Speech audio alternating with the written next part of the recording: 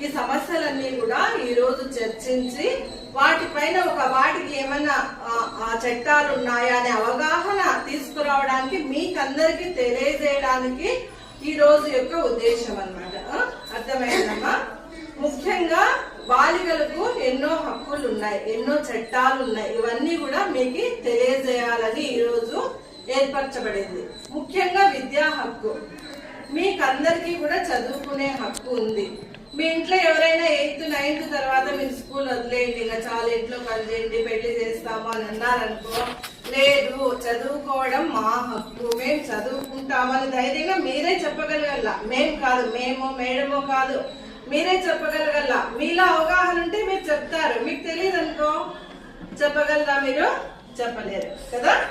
మీకే అవగాహన ఉండాలా అని ఈ రోజు యొక్క ఉద్దేశం. పిల్లలందరికీ కూడా మీ సమస్యల పైన ఒక అవగాహన తీసుకురావాలా, మీ చట్టాల పైన మీకు తెలియజేయాలా అని ఈ రోజు ఏర్పరచబడింది అనమాట. చెప్తారా? ఎవరైనా స్కూల్ మానేయమంటే ఏం చెప్తారు?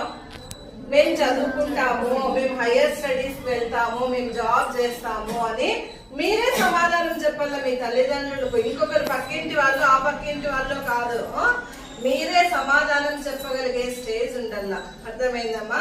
ఆ ధైర్యం మీరు తెచ్చుకోవాలా. అర్థమైందా? అందరూ దేనికి భయపడిన అవసరము లేదు. ప్రతి దానికి కూడా ఇప్పుడు చట్టం ఉంది. విద్యా హక్కు అంటే మీకు చదువుకునే హక్కు ఉంది అని మీకు తెలియజేస్తున్నాం అన్నమాట. ఇంకా మీ ఫ్రెండ్స్ ఎవరైనా డ్రాప్ అయినారనుకో, వాళ్ళని కూడా స్కూల్ కి తీసుకురండి. అర్థమైందా? పదవే చదువుకుందాము, నేను డాక్టర్ అయితే నువ్వు ఇంజనీర్ అయ్యదు అని మీరే చెప్పాలా. అర్థమైందా? మన మేడం స్టూడీ చదువుకొని ఎంత బాగా టీచర్స్ అయినారు, మనం కూడా టీచర్స్ అయిదాం, పద స్కూల్ కి పోదాము. ఫ్రీనే కదా స్కూల్. మీకు గవర్నమెంట్ చదువు ఫ్రీగా అందజేస్తుంది, బట్టలు ఫ్రీగా అందజేస్తుంది, ఫుడ్ ఫ్రీగా అందజేస్తుంది.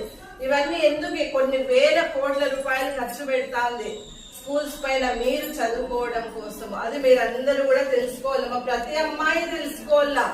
అర్థమైందా? 10 మంది ఉంటే చాలు, ఒక 100 మంది ఉంటేనే చెప్పగలగడం కాదు. 5 మంది ఉన్నా కూడా మేము ఈ విషయము మీకు తెలియజేస్తాము. ఎందుకంటే ప్రతి అమ్మాయి కూడా తెలుసుకోవాల్సిన విషయము. ప్రతి అమ్మాయి కూడా బాగుపడాలి. ఎవరో రిచ్ ఫ్యామిలీస్ లో వాళ్ళే బాగుపడాలా, కింద ఫ్యామిలీస్ కి అవసరం లేదు అని కాదమ్మా. మీరందరూ కూడా కష్టపడి చదివి రేపు పొద్దున జాబ్స్ తెచ్చుకొని మీరు లైఫ్ లో సెటిల్ అయిన తర్వాతే పెళ్లి చేసుకోవాలా. మేడం ఏం చెప్పింది? బాల్య వివాహాలు చేసుకోవద్దండి అని చెప్పింది కదా. మీకు తెలిసినట్లుగా ఎవరైనా చేస్తా అంటే కూడా మా దృష్టికి తీసుకురండి అని మీ హెచ్ఎం మేడం చెప్పారు కదా. అర్థమైంది అందరు?